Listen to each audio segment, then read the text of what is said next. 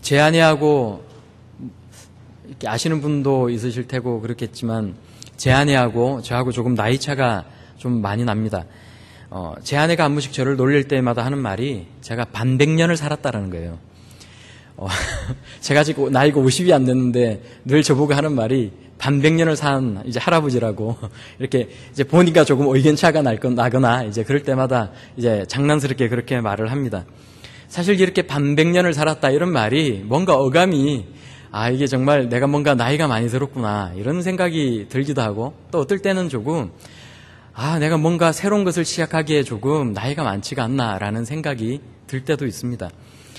그런데 제가 이 창세기 12장 말씀을 보다가 제 무릎을 탁 쳤어요. 왜냐하면 하나님께서 아브라함에게 네 고향을 떠나서 가나안 땅으로 들어가라. 이제 새로운 일을 시작하라 라고 말씀하신 그 나이가 아브라함 나이가 75세였거든요. 그러니까 저는 아브라함보다 훨씬 나이가 어리기 때문에 아직도 더 많은 일들을 창조적으로 할 수 있지 않을까라는 생각을 해보게 됩니다. 오늘 우리가 함께 보시는 이 창세기의 말씀은요, 지난번에 말씀드렸던 것처럼 천지 만물을 지으신 하나님께서 하나님 나라의 구성원들을 그 죄에서 구원하시고 축복을 주시기 위해 불러주시는 그 이야기를 다루고 있습니다. 하나님께서 태초에 천지 만물을 창조하시고 시간을 만드시고 모든 생명체를 다 만들어 주셨습니다. 그리고 마지막으로 하나님의 형상을 닮은 우리 사람을 만드셔서 우리 사람들과 즐거움을 나누고 행복한 교제를 나누기를 원하셨지만 사람의 범죄와 타락으로 인해 모든 인류는 죄에 오염되었고 하나님과의 관계에서도 문제가 생기고 말았습니다. 그런데 그럼에도 불구하고 하나님께서는 우리를 구원하시고 우리에게 주기로 하신 그 축복을 주시고 또 즐거운 교제를 나누시기 위해 우리를 구원하시는 그 역사와 그 방법을 창세기를 통해 우리들에게 보여주고 있으시다라는 것입니다. 성경은 아브라함이 등장하기 이전까지의 그 역사와 아브라함이 등장하고 난 이후의 역사를 나누어서 이렇게 설명을 해볼 수가 있는데요. 오늘 우리가 이 본문 말씀을 보시기 전까지의 이 성경의 창세기의 흐름을 우리가 잠깐 함께 생각을 해본다면요. 하나님께서 천지 만물을 창조하셨고요. 인류가 타락을 하였고요. 그리고 노아의 홍수 사건이 있었습니다. 그래서 하나님께서는 이 노아의 홍수를 통해 심판과 구원의 메시지를 우리들에게 들려주십니다. 타락한 인류는 모두가 다 심판을 받아야만 하지만 하나님께서는 대홍수를 통해 인류를 다 제거해 버리실 때조차도 그 중에 하나님의 특별한 은총을 입은 하나님의 사람들을 남겨놓았다라고 우리들에게 말씀을 해주시는 것입니다. 홍수가 다 지나갔지만 사람들은 여전히 죄를 짓고요. 심지어는 바벨탑을 쌓아서 온 땅에 하나님이 아닌 사람의 이름을 내겠다라고 이야기를 합니다. 또 생육하고 번성하여 땅에 충만하라고 말씀하신 하나님의 말씀을 어기고 자신들이 지명 가운데 흩어지지 말자라고 이야기를 합니다. 하나님께서는 사람들의 언어를 혼잡스럽게 하심으로써 결국 모든 사람들을 온 땅 가운데 다 흩어보내셨고요. 오늘 보시는 그 일들이 오늘 우리가 이 보시는 본문 말씀 앞에까지 흘러내려오고 있는 창세기의 이야기입니다. 이제 하나님의 구원의 역사를 이루어 가는 데 있어서 절대 빼놓을 수 없는 한 인물이 등장하고 있는데 그 사람이 바로 아브라함이라는 사람입니다. 그리고 이 아브라함이라는 사람을 통해 하나님께서는 어떻게 구원과 축복의 선물을 우리들에게 주시고 하나님의 나라를 이루어 가시는지에 대해 우리들에게 잘 보여주고 있습니다. 우리가 함께 본 이 본문 말씀 앞에 11장 27절에서 32절까지의 말씀을 보면요. 데라의 족보가 나옵니다. 데라가 누구냐면 아시는 것처럼 아브라함의 아버지입니다. 데라는 아브라함의 아버지인데 아브라함 외에도 나홀과 하란을 낳았고요. 그래서 데라와 아브라함은 갈대아 우르 지방에 살고 있었고 그래서 아브라함의 형제 하란은 또 롯과 밀가와 이스가를 낳았다라고 이야기를 합니다. 그런데 오늘 우리가 이 본문 말씀을 봄에 있어서는 이런 것이 중요한 건 아니고요. 어쨌든 데라가 아브라함과 아브라함의 형제들을 낳았는데 어느 날 갑자기 이 데라가 가나안 땅을 향해 이사를 가자라고 말을 합니다. 그래서 데라는 아브라함과 아브라함의 아내 사레와 그리고 자신의 아들 롯의 아들, 그러니까 자신의 그 손자인 롯을 데리고 가나안 땅을 향해 떠나갑니다. 그런데 무슨 일인지 가나안 땅을 향해 가다가 하란이라는, 그러니까 자신의 아들의 이름과 똑같은, 우르 땅에서 죽었던 자신의 아들의 이름과 똑같은 이 하란이라는 지역에 머물러서 그곳에서 더 이상 이동을 하지 않고 그곳에 계속해서 살고 있다가 데라는 나이가 차서 그곳에서 죽어버렸습니다. 그러고 난 뒤에 데라가, 아브라함의 아버지인 데라가 죽고 난 뒤에 하나님께서 아브라함에게 나타나신 일이 오늘 우리가 함께 보신 이 창세기 12장 1절 이후의 이야기입니다. 데라가 왜 자신들이 잘 살고 있던, 그리고 그 당시에 문명적으로, 문화적으로 발달되어 있었고 경제적으로도 풍족함을 누리고 살던 그 갈대아 우르 땅에서 데라가 갑자기 가나안 땅을 향해 이사를 가고자 했는지는 오늘 창세기를 통해서는 정확히 알 수가 없습니다. 그런데 우리가 신약 성경 사도행전 7장의 말씀을 보시면요, 7장 1절에서 4절까지의 말씀에 7장 1절에서 4절까지의 말씀에 우리가 돌에 맞아 죽은 집사님의 이름이 뭐죠? 스데반 집사님의 이야기가 나오는데, 스데반 집사가 이야기하기를 아브라함이 하란 땅에 이르기 전에 메소포타미아 지역에 있을 때에 하나님께서 아브라함에게 나타나셔서 가나안 땅으로 가라라고 말씀을 하셨다라고 이야기를 합니다. 사도행전 7장의 말씀을 통해 우리가 이 창세기 12장 말씀을 비추 해석을 해본다라면, 11장과 12장의 말씀을 해석을 해본다라면, 데라가, 아브라함의 아버지인 데라가 가나안 땅으로 가고자 했던 것이 아니라 아브라함이 하나님을 만났고 하나님께서 가나안 땅으로 가라고 말씀을 하셨기 때문에 아브라함이 자신의 아버지인 데라와, 그리고 자신의 아내 사레와, 그리고 아버지가 죽고 없는 자신의 형제 하란의 아들 조카, 그러니까 자기에게는 조카가 되는 롯을 데리고 가나안 땅을 향해 출발을 하였다라는 것을 우리가 알 수가 있는 것입니다. 그런데 데라가 더 이상 그 메소포타미아 지역에서, 그 하란 지역에서 벗어나고자 하지를 않았다라는 것을 우리가 볼 수가 있는데요.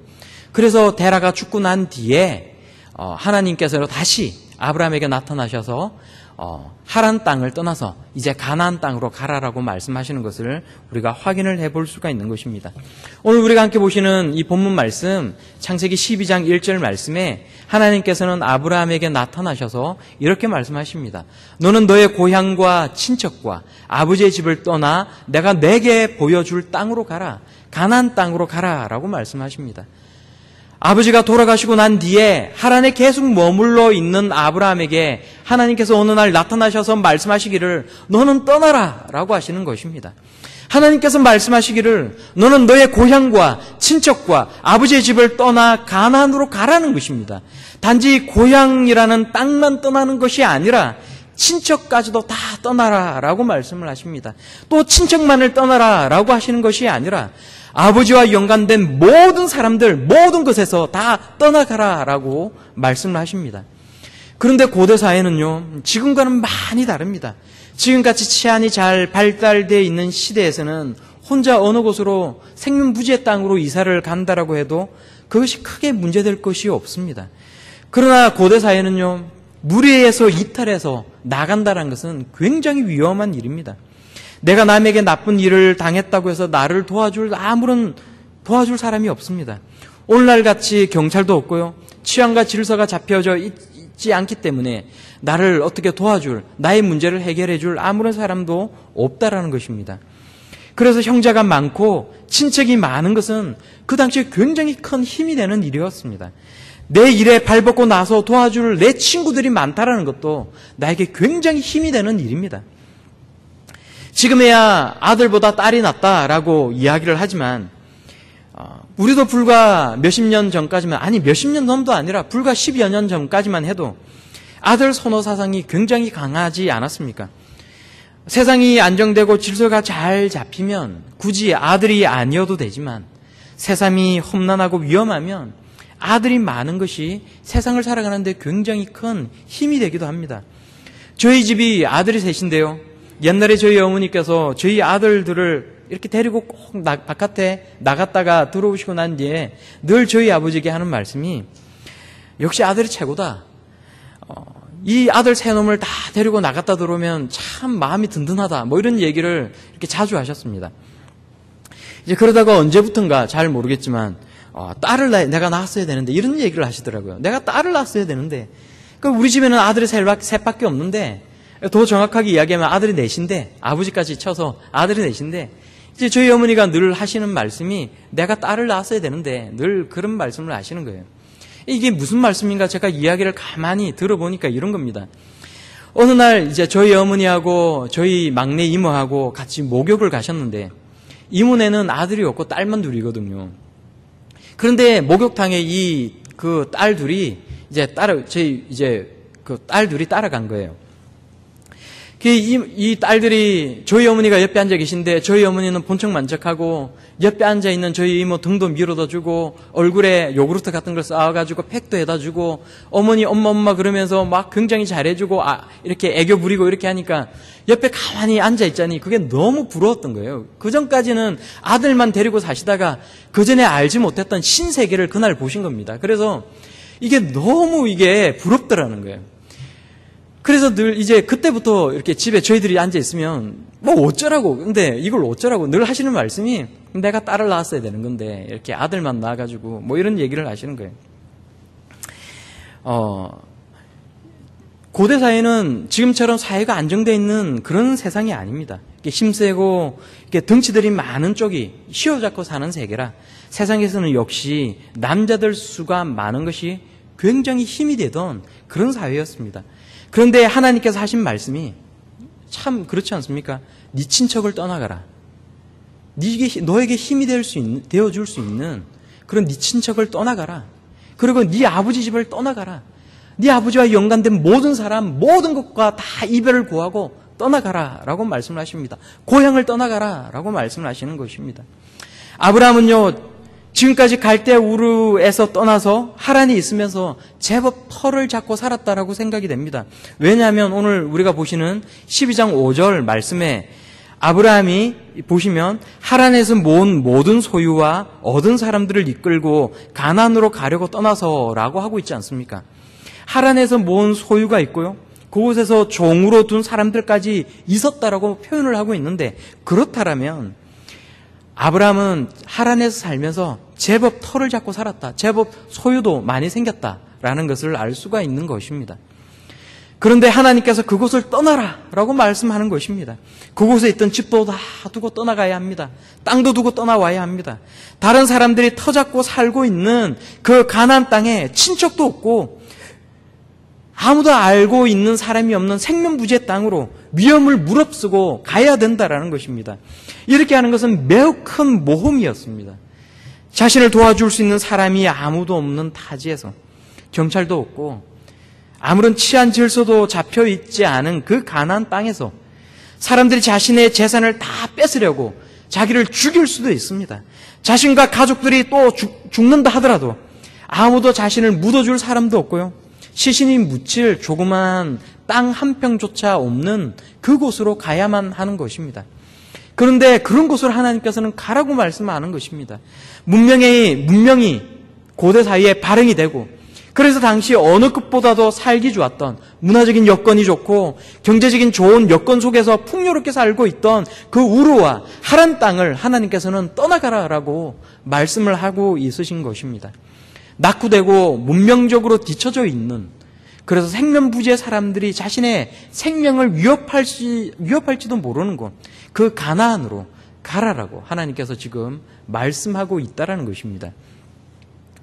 그런데 그것도 그냥 가라고 말씀하신 것은 물론 아닙니다. 하나님께서 이 아브라함에게 주신 약속의 말씀이 있습니다. 2절 말씀을 우리가 잠깐 같이 한 목소리로 읽어보겠습니다. 시작. 내가 너로 큰 민족을 이루고 내게 복을 주어 내 이름을 창대하게 하리니 너는 복이 될지라. 지금은 아브라함과 자식을 낳지 못하고 있는 아내 사레밖에 없지만 너로 하여금 큰 민족을 이루게 하고 또 복을 주어서 네 이름을 창대하게 하겠다. 너는 축복이 될 것이다. 하나님께서는 그렇게 약속의 말씀을 하고 있는 것입니다. 계속해서 3장 하반절을 보시면요, 땅의 모든 족속이 너로 말미암아 복을 얻을 것이다 라고 말씀하십니다. 내가 너에게 복을 주는데 너만 복을 받는 것이 아니라 땅의 모든 족속이 너를 통해 복을 받을 것이다 라고 하나님께서는 말씀하고 있는 것입니다. 이제 우리에게 구원과 축복을 주시려는 하나님의 그 놀라운 계획이 이 말씀 가운데 드러나고 있습니다. 하나님께서는 아브라함 한 사람을 선택하셔서 아브라함에게 복을 주시고 아브라함을 통해 모든 민족들에게 복을 주기를 원한다라고 말씀을 하고 있는 것입니다. 그리고 그 축복의 구체적인 방법은 아브라함 안에 있는 축복, 아브라함의 자손으로 태어날 축복, 바로 예수 그리스도를 통한 것이고, 그 방법은 율법의 준수나 공덕이나 우리의 어떤 자격이 아니라 예수 그리스도를 믿는 그 믿음을 통해 우리들에게 그 구원과 축복을 주겠다라고 하나님께서는 말씀하고 있는 것입니다. 이 축복과 구원은요, 창세기 3장 15절에서 이미 언급된 적이 있습니다. 그리고 이제 하나님께서 아브라함을 통해 좀 더 구체적으로 우리들에게 보여주고 있는 것입니다. 성도 여러분, 이 언약을 한번 생각을 해보십시오. 죄와 저주로 인해 하나님의 심판 아래 놓여 있던 그런 우리들을 아니었습니까? 그런데 하나님께서는 우리를 죄와 그 죄의 형벌에서 자유하게 하시고 우리에게 구원과 축복을 주겠다라고 지금 약속의 말씀을 아브라함을 통해 주고 있는 것입니다. 하나님의 나라의 백성을 삼으시고 다 왕같은 제사장이요 거룩한 나라요 하나님의 소유된 백성으로 삼아주겠다라고 하나님께서는 지금 약속하고 있는 것입니다. 어두운 데서 불러내어 하나님의 그 기이한 빛에 들어가게 만들어주시겠다라고 약속을 하고 있는 것입니다. 오늘 본문의 말씀 가운데는 이렇게 말씀하셨지만 창세기 15장 5절 말씀을 보시면 하나님은 아브라함에게 말씀하시기를 아브라함을 바깥으로 끌고 나가셔서 하시는 말씀이 하늘을 우러러 뭇별을 셀 수 있나 한번 바라보라. 네 자손이 이와 같을 것이다 라고 말씀을 하셨습니다. 그리고 계속해서 6절 말씀을 보시면요, 아브라함이 이를 믿으니 어떻게 하시겠다고요? 이를 그의 의로 삼으셨다라고 말씀하십니다. 우리 하나님 정말로 멋진 분 아니십니까? 아브라함은 매일 밤하늘의 별을 바라볼 때마다 하나님께서 자신에게 주신 그 약속을 머릿속 가운데서 그것을 상상하면서 떠올려 볼 수 있었다라는 것입니다. 밤하늘을 우러러 뭇별을 바라보라. 우리 인천이 공기가 가장 오염되어 있다라는 말을 제가 어느 신문에서 본 적이 있는데, 제가 신학대학원을 다닐 때 그 아랍 지역에서 선교를 하시다가 신학 공부를 하기 위해 들어오셨던 선교사님이 계셨습니다. 근데 그 선교사님이 저한테 이야기하기를 선교를 하다가 그 사막 가운데에 이렇게 다른 사람과 고립이 되어서 하룻밤을 지새본 적이 있는데 밤하늘에 있는 별이 얼마나 많은지 정말 징그럽도록 많다는 겁니다. 이 밤하늘의 별이 얼마나 많은지, 그리고 이 밤하늘에 있는 그 별이 얼마나 자기 머리 위로 쏟아질 것 같은지 겁이 날 때도 있다는 거예요. 정말 너무나도 많은 별이 밤하늘을 가득 메우고 있다는 겁니다. 아브라함이 정말 이 밤하늘을 바라보면서 자기 머리 위에 정말 무수히 많은 이 별을 바라볼 때마다 아브라함은 그래, 하나님께서는 매일 밤마다 하나님께서는 나에게 이 수많은 별들처럼 나에게 자손을 주겠다라고 약속을 하셨지. 늘 이것을 떠올려 볼 수 있었다라는 겁니다. 저는요, 늘 두 가지를 생각합니다. 하나님께서 저를 하나님의 언약의 백성을 삼아주셨던 그때를 늘 떠올려 봅니다.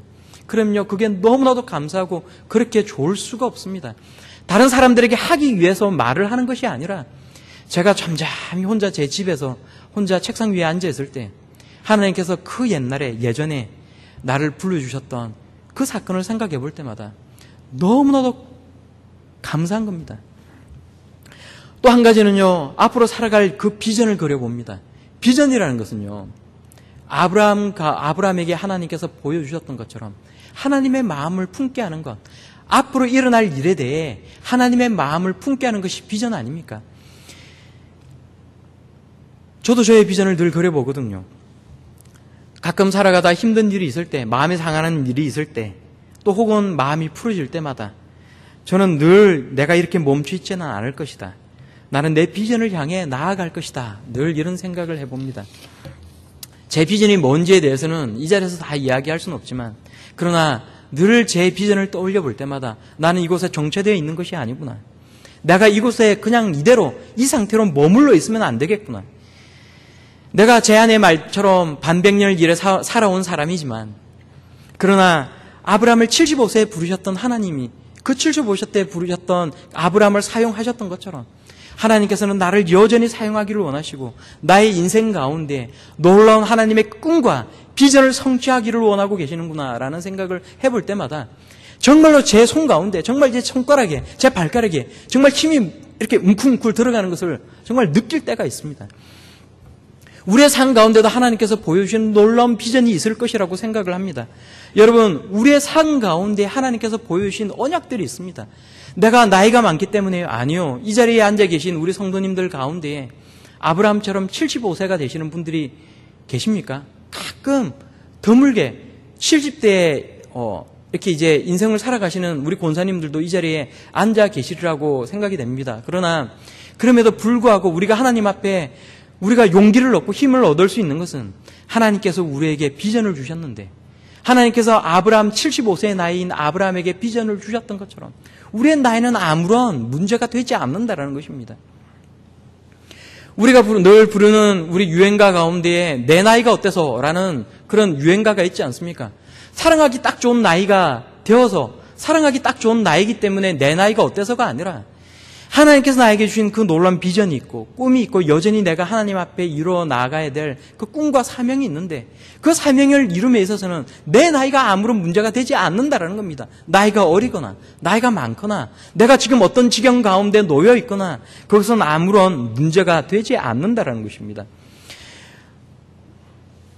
하나님께서 우리가 오늘 본문 말씀을 보실 때 하나님께서 왜 아브라함이 잘 살고 있던 그 우르와 하란 지역을 떠나라고 말씀을 하셨나라는 것을 우리가 생각을 해본다면 하나님께서는 아브라함을 축복하기를 원하셨다는 겁니다. 아브라함에게 하나님께서는 복을 주시기를 원하셨다는 것입니다. 어떤 방법으로 축복과 복을 주시기를 원하셨습니까? 아브라함이 들어갈 그 가나안 땅을 말씀하시고 아브라함이 가나안 땅으로 들어갔을 때 그 땅을 아브라함에게 주심으로써 그리고 그 말씀에 아브라함이 순종케 하심으로써 하나님께서는 아브라함에게 축복을 주기를 원하셨다라는 겁니다. 그렇다면 우리가 하나님께서 왜 아브라함에게 가기를 원하셨나? 왜 가라고 하셨나? 라는 말씀을 생각해 본다면 하나님께서는 아브라함에게 축복을 주시기 위해 아브라함에게 가라라고 말씀을 하셨다라는 것입니다. 아브라함의 그 인생이 아브라함만의 인생이 아니라 정말 이 성경 말씀은 우리들에게 유익을 끼치고 우리를 교훈하고 우리를 가르치기 위한 말씀이라는 것을 하나님의 말씀이라는 것을 우리가 믿는다라면 이 아브라함의 인생은 단순히 아브라함만의 인생이 아니라 우리들에게 교훈을 주기 위해 기록된 하나님의 말씀이라는 것을 우리가 볼 수 있지 않습니까? 아브라함처럼 우리가 순종한다라면 하나님께서 가라고 말씀하실 때 가라고 말씀하시는 그곳으로 내가 간다라면 하나님께서 나에게 주고자 하는 그 축복과 그 은혜를 내가 누릴 수가 있다는 것입니다. 하나님께서 우리들에게 어느 곳으로 가라고 말씀하실 때는 뭔가 크고 뭔가 어떤 위대한 곳을 이루시기 위해 가라고 말씀하시는 것만은 아닙니다.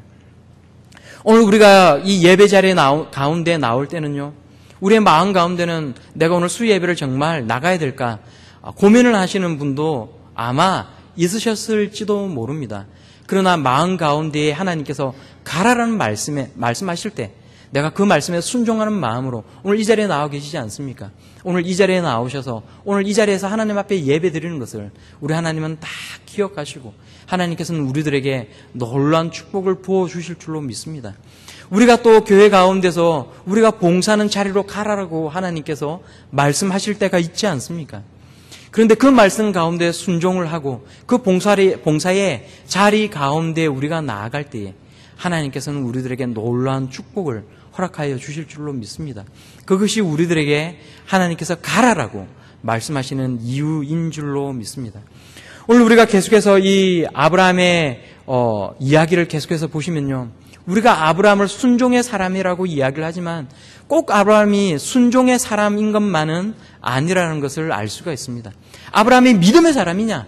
아브라함이 순종의 사람이냐? 어떤 사람은 아브라함을 믿음의 사람이라고 이야기를 하고 어떤 사람은 아브라함을 향해 순종의 사람이라고 이야기를 합니다.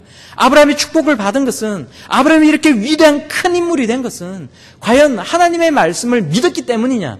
아니면 하나님의 말씀에 순종하였기 때문이냐라고 이야기를 해서 마치 어떻게 생각해 보면 이 두 가지가 부딪히는 것 같지만, 그러나 우리가 야고보서의 말씀을 통해 알 수 있는 것은 죽은 믿음은 믿는 것이 아니고 실천하는 믿음이 정말 참 믿음일진데 이 두 가지를 분리해 볼 수는 없다라는 것을 생각해 볼 수가 있습니다. 그리고 두 번째로는요, 아브라함은 사실 그렇게 꼭 좋은 순종의 사람은 아니었다라는 것입니다. 오늘 우리가 이 창세기 12장 말씀을 계속해서 9절 이하의 말씀을 계속해서 읽어보시면요, 아브라함이 가나안 땅에 갔지만 가나안 땅에서 그 삶이 그다지 그렇게 녹록하지 못했다라는 것을 우리가 알 수가 있습니다. 우리가 이 12장 말씀을 계속해서 보시면요, 아브라함이 4절 말씀에 그래서 75세에 하란 땅을 떠나갔고요, 5절 말씀해 보시면 그래서 아브라함이 아내 사레와 조카 롯과 또 하란에서 모은 모든 소유와 얻은 사람들 끌고 마침내 가나안 땅으로 들어갔습니다. 계속해서 또 6절 말씀을 보시면요, 아브라함이 그래서 그 땅을 지나 세겜 땅 모래 상수리 나무에 이르렀고 그래서 그때 가나안 사람들이 그 땅에 거주하는 것을 보았습니다. 계속해서 보시면 7절 말씀에 여호와 하나님께서 아브라함에게 나타나 이르시되 내가 이 땅을 네 자손들에게 주리라 하신지라. 자기에게 나타나시는 여호와께 그가 그곳에서 제단을 쌓고 그곳에서 베델 동쪽 산으로 옮겨 장막을 쳤다라고 이야기를 합니다. 무슨 말씀이냐 하면 아브라함이 가나안 땅으로 들어가서 다시 한번 하나님께서 만나주셔서 다시 한번 하나님의 약속의 말씀을 굳게 하신 것을 경험했고요. 그런데 그럼에도 불구하고 아브라함이 그곳에 계속 머물러 있던 것이 아니라 우리가 오늘 이 보시는 8절 말씀처럼 베델 동쪽 산으로 옮겨서 장막을 쳤다라는 것입니다. 그러니까 사람들이 살고 있는 도시 가운데서 장막을 치고 그곳에서 산 것이 아니라 사람들이 살고 있지 않는 산으로 가서 그곳에서 장막을 치고 그곳에 거주하였다라는 것입니다. 만약에 아브라함이 하나님의 약속의 말씀을 듣고 그래서 그곳이 가나안 땅으로 들어갔는데 그것이 살기에 만약에 좋았더라면 그 도시에서 가나안 사람들과 살고 있는 그 도시 가운데서 장막을 치고 그곳에서 우거하지 않았겠습니까? 그런데 그곳 사람들이 좋지 않았다는 겁니다. 위협이 되었다는 겁니다. 그래서 아브라함이 그곳 가나안 사람들과 섞여 살지 못하고 산 가운데로 들어가서 그곳에서 장막을 치고 살았고요. 근데 이것이 다가 아니라 계속해서 생명의 위협을 받고 계속해서 가나안 사람들과 더불어 살기가 좋지 못하니까 아브라함은 점점 밑으로 내려가게 됩니다. 그래서 계속해서 밑으로 내려가서요, 9절 말씀을 보시면 남방으로 옮겨갔더라라고 말씀을 합니다. 이 남방이라는 말은요, 정말 이 남방이란 뜻도 되고요, 그리고 이 가나안 땅 밑에 있는 아주 척박한 물이 없는 그 남방 지역을 일컫는 고유 명사이기도 합니다. 아브라함이 만약에 가나안 땅에서 살기가 좋았더라면 아마 가나안 땅에 계속해서 털을 잡고 살았을 것입니다. 그런데 그곳에서 살기가 좋지 못하니까 계속해서 남방 땅으로 밑으로 내려갔다는 것을 볼 수가 있습니다. 근데 계속해서 보시면 오늘 우리가 보시는 이 9절 이하의 말씀을 보시면 살기가 좋지 못하고 가뭄이 드니까 이제는 애굽 땅으로까지 내려가게 됩니다. 그리고 애굽 땅에서 자신이 죽을까 봐 자신의 아내인 사레를 자신의 아내가 아니라 자신의 누이라고 속이는 일까지 있는 것을 우리가 볼 수가 있는 것입니다. 하나님의 약속의 말씀을 잘 붙들고 그래서 하나님의 말씀에 잘 순종하였더라면 아브라함이 애굽 땅까지 내려가지도 않았을 것이고 애굽 땅에서 자신의 아내였던 사레를 자신의 누이라고 말하지도 않았을 것이라는 것을 우리가 충분히 생각해 볼 수가 있는 것입니다. 그래서 아브라함은 순종을 잘 하는 사람이었다라기보다는 아브라함 되도록 하나님께서 그 모든 생애 가운데 역사하셨고 하나님께서 이끌어 주셨다는 것을 우리가 생각해 볼 수가 있는 것입니다. 아브라함이 또 이렇게 하란 땅을 떠나올 때도 또 하나님께서는 네 친척과 네 아버지의 집을 떠나라고 말씀하셨음에도 불구하고 자신의 조카였던 롯을 데리고 온 것에 대해서도 사람들은 많은 이야기를 합니다.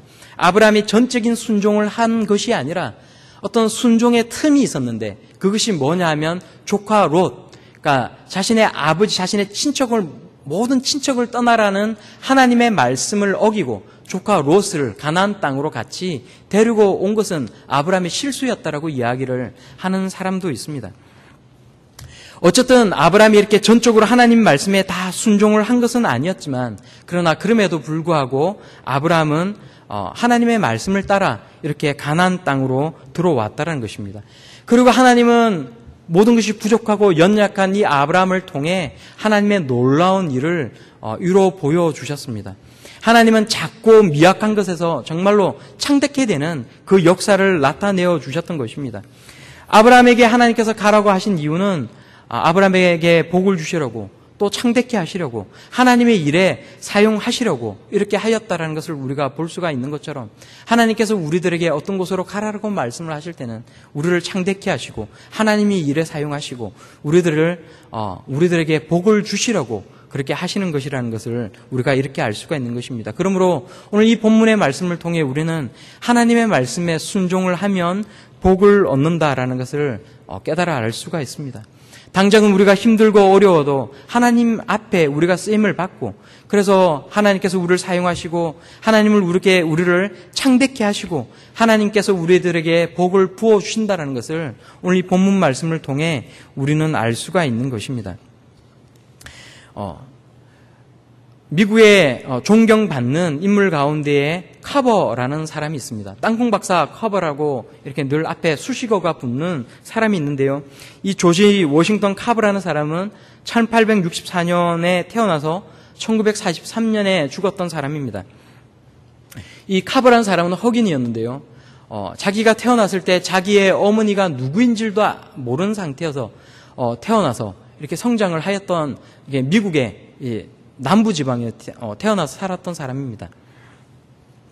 가장 낮은 노예의 아들로 태어나서 굉장히 힘겹고 어려운 시대를 살아야 했던 이 카버라는 사람은 자기가 태어난 불과 몇 달 만에 어머니가 다른 사람들에게 납치되어서 끌려갔고요. 또 힘들게 또 노예로서 태어나서 성장을 했습니다. 미국 남북전쟁 이후에 노예가 해방이 되었을 때 이 카버의 그 주인이었던 그 사람은 이 조지 카버를 자신의 양자로 삼아주었고요. 그래서 이 카버는 당시에 흑인은 대학에 갈 수 없다라는 그런 그 어려운 사회 가운데서도 대학을 들어가서 농업을 전공해서 공부를 하게 되었습니다.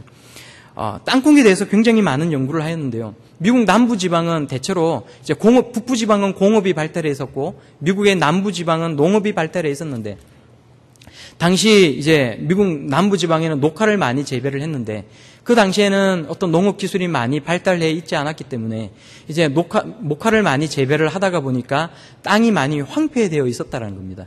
그래서 미국 남부지방에 살던 사람들이 경제적으로 큰 어려움을 겪고 있었는데, 그때 이 카버라는 사람이 목화 대신에 땅콩을 한번 이렇게 길러보는 것이 어떠냐라고 이렇게 이야기를 했어요.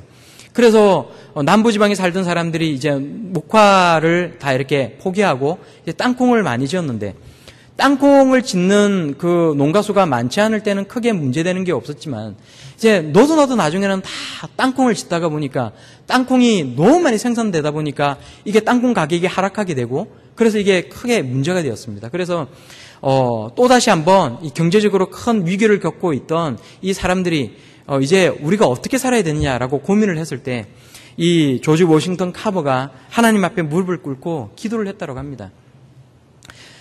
연구실로 이 땅콩을 들고 가서 어떻게 하면 이 땅콩을 통해 부를 창출할 수 있을 것인가, 나와 같은 흑인들과 남부지방에 살고 있는 이 사람들이 어떻게 이 경제적인 어려움을 타파를 하고 안정된 삶을 살아갈 수 있을 것인가라는 것에 대해서 하나님 앞에 무릎을 꿇고 기도를 하는데, 카버가 하나님 앞에 이렇게 물었다라고 해요. 하나님께서는 도대체 왜 이 세상을 만드셨습니까? 하나님께서는 왜 도대체 이 세상을 만드셔서 사람들이 이렇게 힘들게 살아가게 만드셨습니까? 카버가 이렇게 하나님 앞에 기도했을 때 하나님께서 카버에게 이렇게 말을 했다고 합니다. 너는 네가 감당할 수 없는, 그리고 이런 쓰잘데기 없는 질문을 하지 말고 정말로 네 마음 가운데 있는, 그리고 너에게 도움이 될 수 있는 질문을 하라.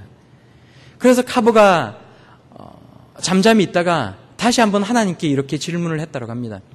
하나님께서는 도대체 땅콩을 왜 만드셨습니까? 하나님께서 카브에게 대답을 하시기를 그렇지, 이제야 네가 바른 질문을 나에게 하는구나. 그렇다면 너는 이제 땅콩을 한 줌 들고 네 연구실에 들어가서 이 땅콩에 대해서 정말 깊게 한번 연구를 해봐라. 그래서 카브가 기도를 마치고 난 뒤에 정말 연구실에서 땅콩에 대해서 정말 많이 연구를 했는데요. 이 카브의 연구 결과로 300종이 넘는 300개가 넘는 이 땅콩의 사용법에 대해서 이렇게 연구가 되어서 나왔다고 합니다.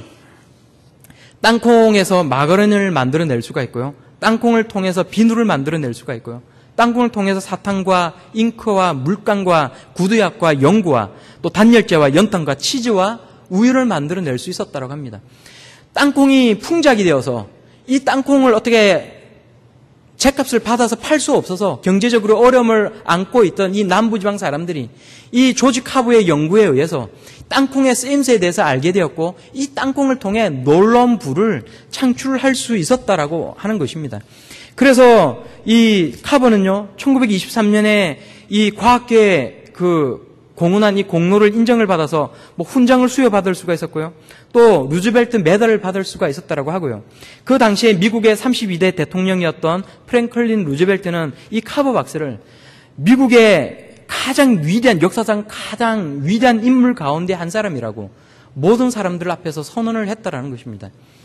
한낱 흑인으로서 사람들에게 인정받지 못하고 끊임없이 사람들의 미움과 사람들의 하대와 냉대를 받고 성장을 했던 이 카브라는 사람이 나중에는 미국의 루즈벨트 대통령을 통해 미국의 가장 위대한 사람 가운데 한 사람이라는 이야기를 들을 수가 있었던 것입니다.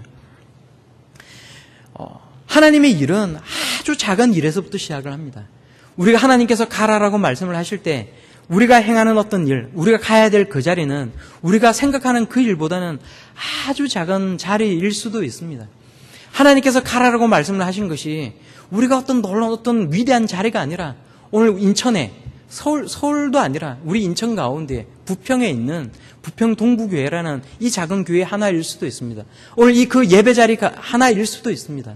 그러나 우리가 오늘 이 예배 자리 가운데 나와 있을 때에 하나님은 이 미약한 것을 통해 하나님은 놀라운 일을 우리의 삶 가운데에 보여주시는 것입니다. 하나님께서 우리들에게 가라고 말씀하시는 그 자리가 우리가 생각하는 것보다는 아주 부족하고 아주 낮은 자리일 수가 있습니다. 그러나 하나님께서는 그 미약하고 아주 작은 자리를 통해 하나님께서는 우리의 미약한 모습을 통해 위대하고 놀라운 일을 이루어 가시는 것입니다. 그러므로 우리가 하나님을 바라보고 이 아브라함을 쓰신 하나님의 놀라운 이 역사와 이 방법을 바라보고 하나님께서 우리 마음 가운데 가라라고 말씀하실 때 우리가 참으로 순종함으로 그 자리에 다 나아갈 수 있는 우리의 모습들이 다 될 수 있기를 바랍니다. 오늘 우리가 찬양을 하나 하고 오늘 예배를 마치고자 하는데요.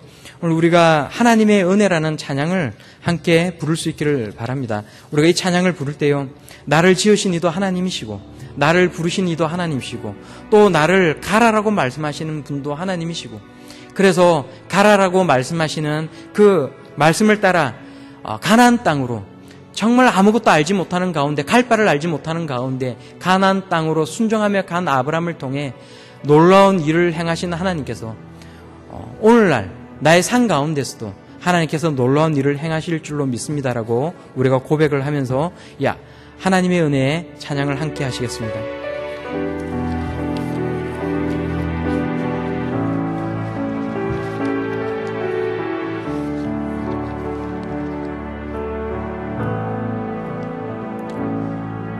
나를 지으신 이가 하나님,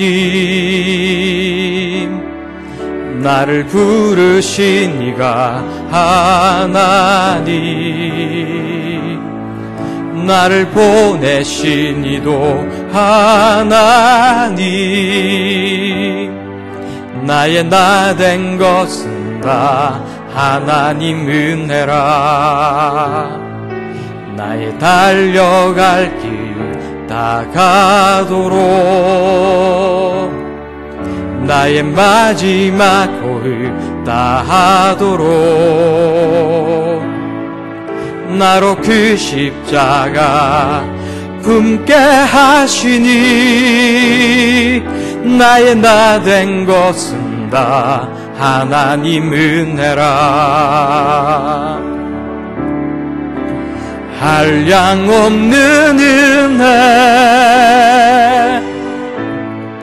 갚을 길 없는 은혜, 내 삶을 내어 사는 하나님의 은혜, 나 주저함 없이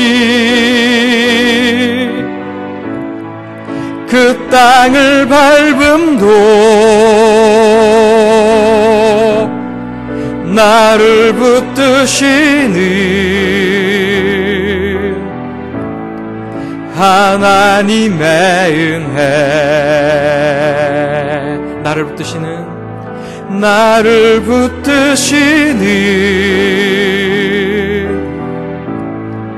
하나님의 은혜. 우리 시간 다 함께 마음을 모아서, 우리가 함께 손을 모아서 이 시간 하나님 앞에 기도하면서 나아가겠습니다. 하나님께서 우리들에게 가라고 말씀하실 때 그 말에 순종하며 나아갈 수 있는 우리의 모습이 될 수 있도록 하나님 도와달라고 이 시간 함께 기도하시고,